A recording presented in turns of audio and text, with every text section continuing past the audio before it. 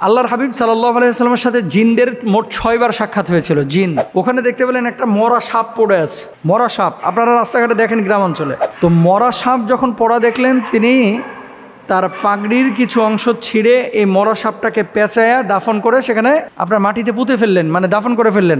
জিনরা আপনারা জানেন যে অনেক সময় সাপের আকার আকৃতি ধারণ করে, বিড়ালের আকার আকৃতি ধারণ করে, কুকুরের আকার আকৃতি ধারণ করে। মোহতারাম রাসূল আকরাম সাল্লাল্লাহু আলাইহি ওয়াসাল্লামের সাথে নাকি জিনদের কয়েকবার সাক্ষাৎ হয়েছিল। এ ব্যাপারে আপনার কাছে জানতে চাচ্ছি, আসলে রাসূল সাল্লাল্লাহু আলাইহি ওয়াসাল্লামের সাথে জিনদের সাক্ষাৎ আসলেই কি সত্য হয়েছিল? যদি থাকে প্রমাণ কি? অনেকদিন আগে মনে হয় আলোচনা করেছিলাম কোন এক মাহফিলে। আল্লাহর হাবিব সাল্লাল্লাহু আলাইহি ওয়াসাল্লামের সাথে জিনদের মোট 6 বার সাক্ষাৎ হয়েছিল। জিন জাতির দলবদ্ধভাবে সাক্ষাৎ হয়েছিল কয়বার? 6 বার। নবীজি সাল্লাল্লাহু আলাইহি ওয়াসাল্লামের সাথে 6 বার সাক্ষাৎ হয়েছিল।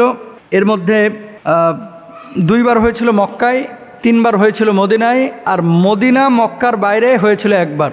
আবারও বলছি, আল্লাহর হাবিবের সঙ্গে জিনদের 6 বার সাক্ষাৎ হয়েছিল। এর মধ্যে মক্কায় হয়েছিল 2 বার, মদিনায় হয়েছিল 3 বার, মক্কা এবং মদিনার বাইরে হয়েছিল 1 বার। আপনি বলবেন যে কি, নবীজিকে দাওয়াত দিয়েছিলেন এই জন্য আল্লাহর নবী গিয়েছিলেন? না, জিনের অস্তিত্ব অনেক মানুষ এখন বিশ্বাস করে না, বুঝছেন? শোনেন, ভূত পেতনি এই সমস্ত জিনিস বিশ্বাস আপনি না করলে আপনার ঈমান যাবে না, কিন্তু জিনের অস্তিত্বকে যদি আপনি অস্বীকার করেন, আপনি কাফের হয়ে যাবেন। আপনি বলবেন, হুজুর এটা আবার কেমন কথা? আমরা তো অনেকে বিশ্বাস করি না, জিন বলতে কোনো কিছু আছে, অনেকেই কিন্তু বিশ্বাস করে না। আপনি যদি বিশ্বাস না করেন, কোরআনের অনেক আয়াতকে আপনাকে অস্বীকার করতে হবে। দেখেন সূরা যারিয়াত, আল্লাহ তাআলা কি বলছেন? ওমা খলাকতুল জিন্না ওয়াল ইনসা ইল্লা লিয়াবুদুন, মানুষ আর জিনকে আমি আল্লাহ তাআলা ইবাদতের জন্য তৈরি করেছি, সৃষ্টি করেছি। তাহলে এই আয়াতে আল্লাহ যে জিনের কথা বললো, আপনি অস্বীকার করলে আয়াতের সাথে আপনি সাংঘর্ষিক কাজ করলেন। 2 নম্বর আসেন, আল্লাহ সুবহানাহু ওয়া তাআলা একটি সূরা নাজিল করেছেন, যে সূরাটির নাম হচ্ছে সূরা জিন। এখানে আল্লাহ তাআলা কি বলছেন? কুল উহিয়া ইলাইয়া আন্নাহু ইসতামা'a নাফারুম মিনাল জিন্নি ফাকালু ইন্না সামি'না কুরআনান আজাবা। ইনসান নামে কোনো সূরা আল্লাহ তাআলা নাজিল করেন নাই, কিন্তু জিন নামে আল্লাহ তাআলা একটা স্বতন্ত্র সূরা নাজিল করেছে। চিন্তা করা যায়? তাহলে আপনি যদি জিনের অস্তিত্বকে অস্বীকার করেন, তাহলে আপনি ঈমান থেকে খারেজ হয়ে যাবেন, কাফের হয়ে যাবেন ডিরেক্ট। তো আল্লাহর হাবিব সাল্লাল্লাহু আলাইহি ওয়াসাল্লামের সাথে কীভাবে সাক্ষাৎ হয়েছিল? আব্দুল্লাহ ইবনে আব্বাস রাদিয়াল্লাহু তাআলা আনহু থেকে বর্ণিত, এক রাতে আল্লাহর হাবিব সাল্লাল্লাহু আলাইহি ওয়াসাল্লামকে না পেয়ে সাহাবা ইকরাম একেবারে উদ্বিগ্ন হয়ে পড়লেন যে নবীজি গেল কোথায়? আসলে নবীজি কোথাও নেই, আসলে নবীজি গেলেন কোথায়? তিনি ফিরে এসে বললেন, আমার কাছে একদল জিন এসেছিল, আমি তাদের সঙ্গে যাই এবং তাদের সম্মুখে কোরআন তেলাওয়াত করি। আল্লাহর হাবিব সাল্লাল্লাহু আলাইহি ওয়াসাল্লাম বলছেন, অতঃপর নবী সাল্লাল্লাহু আলাইহি ওয়াসাল্লাম আমাদের নিয়ে যান, আমাদেরকে তাদের চিহ্ন এবং তাদের আগুনের চিহ্ন দেখেন। সহিহ মুসলিমের হাদিস নাম্বার 450। সাহাবীদেরকে নবীজি গিয়ে জিনের চিহ্নও দেখিয়েছেন, এবং সেই সময় জিনরা তাদের প্রধান খাবারের কথা বলেছে যে আমাদের প্রধান খাবার হচ্ছে হাড্ডি, এই জন্য হাড্ডি যেখানে সেখানে ফেলে রাখতে নিষেধ করা হয়েছে। এরপর আসেন, জিনদেরকে সাহাবী বলা যাবে কিনা? আল্লাহর হাবিব সাল্লাল্লাহু আলাইহি ওয়াসাল্লামের সাথে যেহেতু জিনদের সাক্ষাৎ হয়েছে এবং কোরআন হাদিস দ্বারা সেটা প্রমাণিত, তাই যেসব জিন ইমানের সঙ্গে নবীজির সাক্ষাৎ পেয়েছেন তারা জিন সাহাবী হিসাবে আখ্যায়িত হবেন, এটা স্বাভাবিক। এখানে আপনার অস্বীকারের কোনো সুযোগ নেই, এবং ফাতহুল বারীর মধ্যে এভাবেই লেখা আছে, আল্লাহর হাবিব সাল্লাল্লাহু আলাইহি ওয়াসাল্লামের সাহাবী হিসেবে তারা অন্তর্ভুক্ত হবে। জিন সাহাবীদের সঙ্গে মানুষের একাধিক সাক্ষাতের প্রমাণও রয়েছে। একবার ওমর ইবনুল আব্দুল আজিজ রাহিমাহুল্লাহ, তিনি রাস্তা দিয়ে হেঁটে যাচ্ছেন, খেয়াল করেন, রাস্তা দিয়ে যখন হেঁটে যাচ্ছেন ফুলাত এলাকায় হাঁটছিলেন। এলাকাটার নাম ছিল কি? ফুলাত। ওখানে দেখতে পেলেন একটা মরা সাপ পড়ে আছে, মরা সাপ। আপনারা রাস্তাঘাটে দেখেন গ্রামাঞ্চলে, তো মরা সাপ যখন পড়া দেখলেন, তিনি তার পাগড়ির কিছু অংশ ছিঁড়ে এই মরা সাপটাকে পেঁচায়া দাফন করে সেখানে আপনার মাটিতে পুঁতে ফেললেন, মানে দাফন করে ফেললেন, গেড়ে ফেললেন।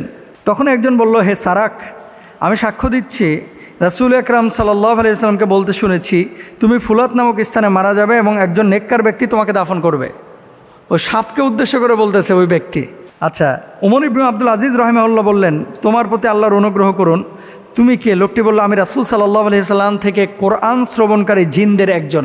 এই তার মানে এখানে কি ওমর ইবনে আব্দুল আজিজ রাহিমাহুল্লাহ পাগড়ি ছিঁড়ে যে সাপটাকে পেঁচায়া দাফন করে দিলেন, এই সাপের পাশে মানুষের আকৃতি নিয়ে একজন জিন স্বীকৃতি দিল যে এটা আমাদের সদস্য ছিল।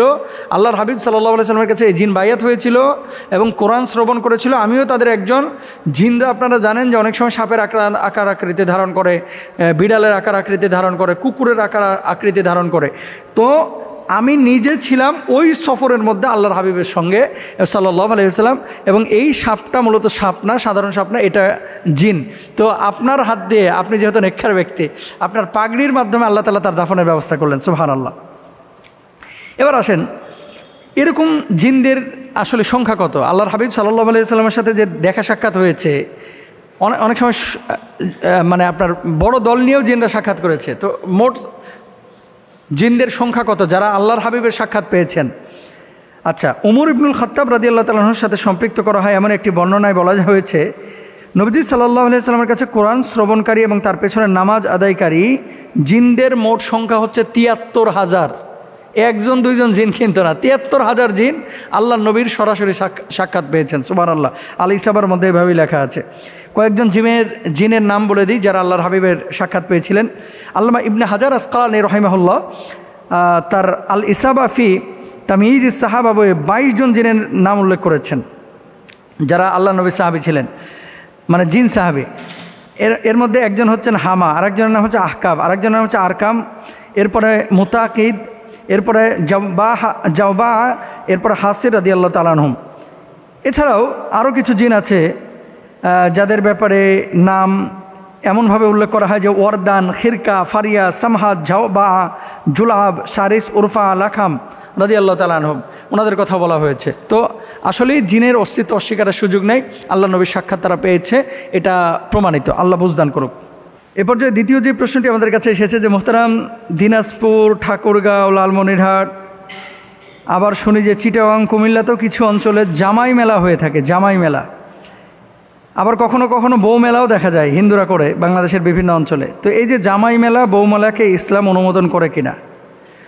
ভেরি ভেরি ইম্পর্ট্যান্ট একটা বিষয়। যখন সোশ্যাল মিডিয়ায় কোনো বিষয় এরকম চলে আসে, মানুষের কাছে দুটো মেসেজ যায়, একটা হচ্ছে বৈধতার, আরেকটা হচ্ছে কালচারাল। এই বিষয়টাকে আমাদের কৃষ্টি কালচারের সাথে সম্পৃক্ত কিনা, আমরা পালন করব কিনা।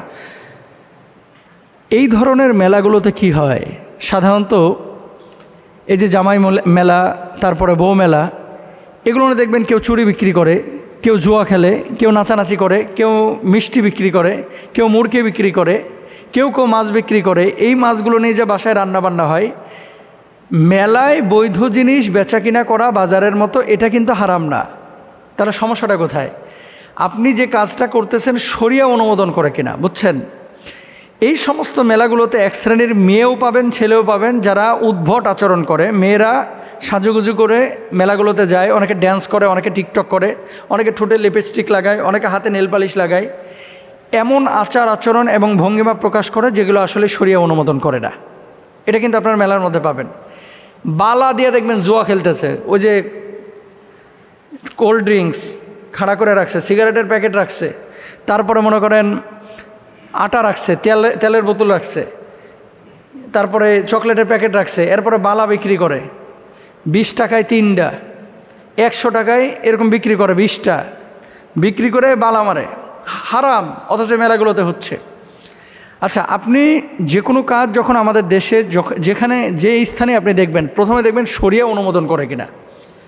এই সমস্ত মেলাগুলো এগুলো মুসলমানদের কালচার থেকে আসে নাই এবং বাঙালি কালচার থেকেও আসে নাই। এগুলো এসেছে মূলত ওপার বাংলা থেকে, দাদাদের দেশ থেকে এসেছে। এগুলো বাংলাদেশের কালচার ছিল না। তো যদি থাকতো তাহলে বাংলাদেশের প্রতিটা জেলাতে থাকতো, প্রতিটা জেলাতে থাকতো। তো আপনি যদি এই সমস্ত উপলক্ষকে কেন্দ্র করে পাপের কোনো আয়োজন করে ফেলেন, তাহলে আপনি শরিয়ার বিপক্ষে অবস্থান নিচ্ছেন এবং এগুলো তখন গুনাহ হবে। আর হ্যাঁ, জামাইকে ইনভাইট করলেন, বউকে ইনভাইট করলেন, জামাইকে বউকে ভালো মন্দ খাওয়া, মানে রান্নাবান্না করে আপনি খাওয়া বিদায় করে দিলেন, এতে কোনো সমস্যা নাই। কিন্তু আয়োজনগুলো যেগুলো হয়, মেয়ে নিয়ে গিয়ে নাচানো হয়, গাওয়ানো হয়, এরকম আচরণও আমরা দেখেছি বিভিন্ন মেলাতে হয়। এগুলো আমাদের কাছে প্রশ্ন আসে, কেন এগুলো নিষিদ্ধ বলেন তো? 1 নাম্বার, গান বাজনা, মদ, জুয়া, লটারি, পর্দার বিধান। গান বাজনা হয়, মদ হয়, নেশা হয়, জুয়া হয় অনেক অনেক মেলাতে, সব মেলার কথা বলতেছি না। তবে এই পাপগুলোর কোনো না কোনো একটা পাপ প্রত্যেকটা মেলার সাথে জড়িত, এর জন্য এটা হারাম, নিষিদ্ধ। বেচা কিনা কিন্তু নিষিদ্ধ না। এরপর আসেন, আল্লাহ তাআলা পবিত্র কোরআনুল কারিমে মদ, জুয়া, বলি এবং ভাগ্য গণনা সম্পর্কে বলেন, হে ইমানদারগণ, মদ, জুয়া, দেবতার নামে বলি দেওয়া, লটারি দ্বারা ভাগ্য গণনা করা শয়তানের অপবিত্র কাজ। রিজ্জুম মিনাশ শয়তান, হাদিস কোরআনুল কারিমে আল্লাহ সুবহানাহু ওয়া তাআলা বলেছে। এগুলো কার কাজ? শয়তানের কাজ, এগুলো ভালো মানুষের কাজ না, সুতরাং এগুলো করা যাবে না। 3 নাম্বার, পর্দার বিধান সম্পর্কে আল্লাহ সুবহানাহু ওয়া তাআলা কি বলছেন? কুল্লিল মুমিনাতি ইয়াগদুদনা মিন আবসারিহিন্না ওয়া ইয়াহফাযনা ফুরুজাহুন। এই যে এই সমস্ত মেলাগুলোতে জামাই বউ যারা যায় ম্যাক্সিমামই সাজা গুজা যায়, এই মেলাগুলোতে কি খাস পর্দা মেনটেন করা হয়? করা হয় না, এই জন্য এটা নিষেধ। 4 নাম্বার, এই সমস্ত মেলাকে কেন্দ্র করে অনেক সময় শ্বশুর এবং জামাইয়ের মধ্যে একটু ভুল বোঝাবুঝি হয়। কেমন? শ্বশুর বেচারার পকেটে টাকা নাই, এখন মেলা বসেছে, জামাইকে দাওয়াত না দিলে অনেক সময় গ্রামের মানুষ রাগিয়া যায়। অথবা মেয়ে পক্ষ চিন্তা করে যদি এই সময় জামাইকে না ডাকি, সবাই ডাকতেছে, মানুষে কি বলবে? তা আপনি যে কোনো কাজ করবেন মানুষকে দেখানোর জন্য না, তো আপনি যে কোনো কাজ করবেন আল্লাহকে দেখানোর জন্য। বেচারার পকেটে টাকা নাই, ঋণ করে হলেও এই জামাইকে দাওয়াত দিচ্ছে। আবার জামাই বেচারাও বিপদে আছে, ধান টান লাগাইছে, এখন পকেটে টাকা নাই। এই শ্বশুরবাড়ি থেকে দাওয়াত দিয়েছে, বড় কাতল মাছ নিয়ে যেতে হবে, একটা কাতল মাছের দাম 3,500 টাকা বড়, এই মেলা থেকে কিনে নিয়ে যেতে হবে, এখন জামাইয়ের পকেটে টাকা নাই। তার মানে কি দেখেন, একটা গিভ অ্যান্ড টেক, জামাইকে দাওয়াত দেওয়া হচ্ছে, শ্বশুর খাওয়াচ্ছে, আবার জামাই শ্বশুরের জন্য কিছু নিয়ে আসছে। তা আপনার সিচুয়েশনটা তো বুঝতে হবে। মেহমানের জন্য দরজা সবসময় উন্মুক্ত থাকবে, যখন খুশি মেহমান আসবে, খাবে, ঘুরবে। কিন্তু আপনি যদি এই ধরনের কোনো অ্যারেঞ্জ করে মানুষের ওপরে কোনো বিষয়কে আপনি চাপিয়ে দেন, তাহলে এটা জুলুমের মতো হয়ে যায়। এই জন্য এই জিনিসগুলো আমাদের খেয়াল করা উচিত। জামাই মেলা, বউ মেলা, শ্বশুর মেলা, এই সমস্ত মেলাগুলো ইসলামিক কালচার না, এগুলো আমাদের বর্জন করা উচিত। আল্লাহ বুঝদান করুক।